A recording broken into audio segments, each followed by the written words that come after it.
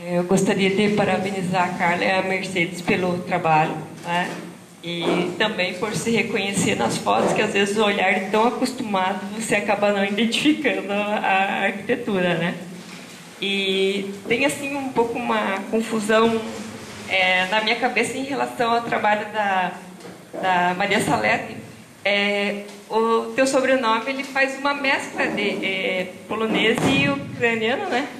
Sim, ele faz uma mescla. Uhum. E existe alguma dificuldade na cidade? Ou é a fusão das duas culturas? Ou existe uma separação? Alto Paraguaçu, e como que funciona isso?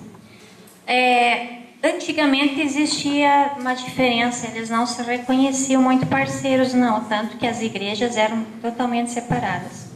Hoje, por várias questões, as igrejas são bem unidas, tanto que os ucranianos frequentam as igrejas polonesas, os poloneses frequentam a igreja ucraniana, porque antigamente existia um certo preconceito, como ainda existe, infelizmente, né? Mas isso já, em partes, caiu por terra.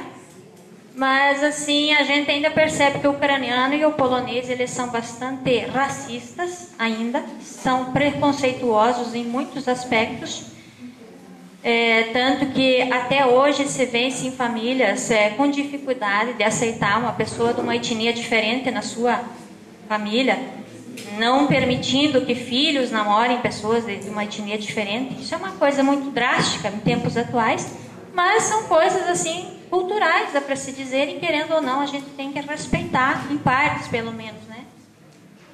Isso, obrigada. Mais alguém?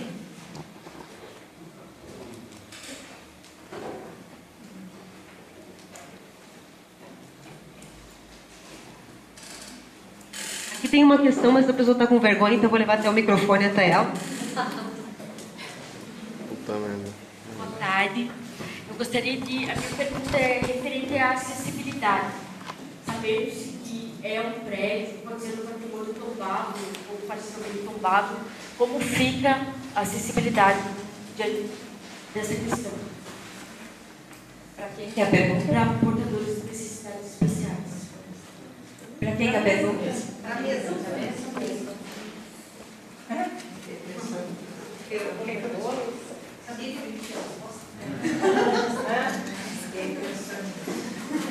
Hoje ele já se permite a alteração, que ela não seja drástica, rampa de acesso, ou o que mais se vê é elevador pelo espaço de fora. Isso vai acontecer com a nossa biblioteca pública já, que é a nossa Fundação de Cultura. Nós tivemos essa semana um projeto de telecentros para a biblioteca pública, que era pertinente à acessibilidade. Tivemos que justificar e recebendo o telecentro, teríamos um prazo para nos adequar a esse elevador. A gente sabe que o elevador ele é muito mais caro do que você, vou falar no termo popular, arrebentar uma porta, arrebentar uma parede e fazer essa acessibilidade.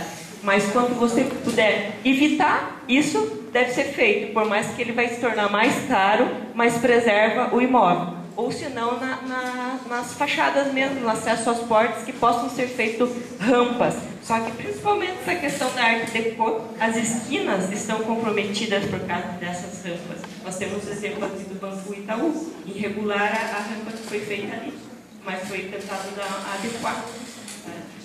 Isso é Não é uma rampa que está adequada à acessibilidade. Eu vou fazer uma intervenção também, porque eu estava trocando uma ideia com a Ana Paula, porque eu disse, ela está tímida, então eu vou levar o microfone até lá. Mas essa questão da acessibilidade é uma questão tão importante discutir, quando a gente trabalha o conceito de acessibilidade, você fica pensando logo na primeira instância no portador de necessidades especiais, deficiência, né? E na verdade, eu acho que quando a gente trabalha com a questão do patrimônio arquitetônico, a gente tem duas questões de acessibilidade muito importantes. O acesso ao patrimônio, e a acessibilidade do deficiente. Então, são duas coisas que devem ser primorosamente garantidas. Né? E eu acredito que com essas discussões dentro do Conselho, que a gente já fez algumas, né? e também do planejamento urbano, acho que é um bom gancho, e a sua pesquisa acho que vai contribuir bastante com isso, Aninha, porque pode privilegiar essas duas questões da acessibilidade. A Nádia Lutz.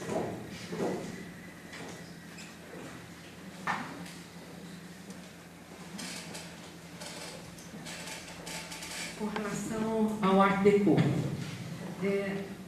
tem nessa região toda, aqui, Lages, Caminhas, Caçador, todas essas cidades nessa região tem um acervo belíssimo do Art Deco, né?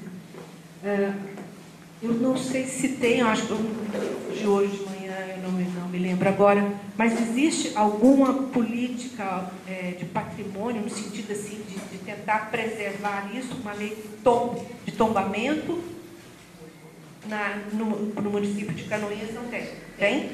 Então, eu acho que seria uma coisa super interessante. Eu sei que a pesquisa hoje está focada aqui, mas se esse projeto não poderia crescer e ampliar, junto com os demais municípios, fazer um trabalho em cima disso e definir uma coisa em termos de preservar essa arquitetura, porque peças belíssimas nessa região, né?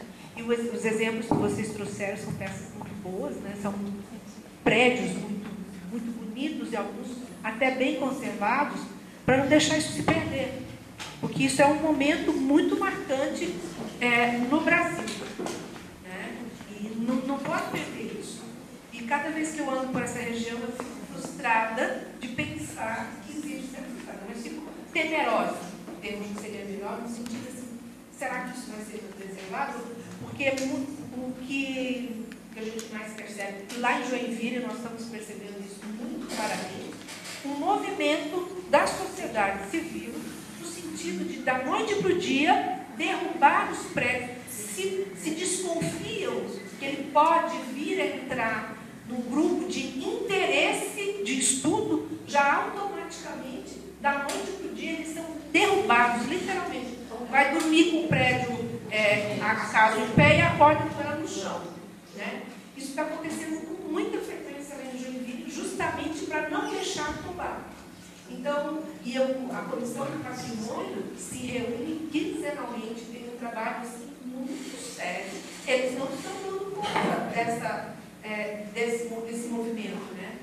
E existe grandes possibilidades de que algo nessa linha também aconteça. Aí a educação patrimonial é fundamental. Eu acho que começar pelas crianças é básico, porque a criança consegue contaminar em casa, né? E tem que fazer um trabalho muito sólido com relação a isso. Mas eu acho que, da mesma maneira que se conseguiu hoje reunir tantos secretários e presidente de fundação, diretores, de tentar botar na pauta de discussão isso também no patrimônio arquitetônico, em particular a questão do decor, que é muito forte nessa região. É isso. Nem é uma pergunta, mas é quase que um desafio. É uma contribuição, né? Eu acho importante isso. E assim, eu também fico encantada. É Papanduva, é Monte Castelo, é Porto União, por onde eu ando, assim, eu fico olhando, né? O Art Deco. E eu acho que tem que estar nas políticas públicas aí também. Eu queria parabenizar as minhas professoras, a Carla e a Mercedes. Quando eu fui a Porto Alegre, no ano passado, na Bienal, eu já fiquei maravilhada com Porto Alegre. E agora, com o que vocês apresentaram, eu fiquei assim... Estou maravilhada. Eu acho que eu nunca parei para perceber como existe a arte deco realmente em Porto União. E agora, mais do que nunca, eu acho que eu vou seguir o meu projeto nessa área. E vamos ver o que eu consigo fazer no meu município para isso. Porque eu acredito que lá existe uma defasagem nessa parte, porque há pouco tempo atrás foi demolido um prédio na frente do Banco do Brasil de Porto União, nessa domingo, que fizeram de tudo, mas não conseguiram né, movimentar contra. Então, eu acredito assim que talvez com o passar dos anos e depois com meus estudos concluídos, talvez eu consiga fazer a minha parte também pelo meu município. Mais uma vez, parabéns. E a professora Maria Salete, também fiquei bem impressionada e gostei também muito do seu trabalho. Inclusive, esses tempos eu fui numa chácara almoçar e tínhamos passado também por igrejas do interior e eu ainda parei para tirar uma foto porque gostei muito do estilo arquitetônico, né? Então, mais alguma pergunta?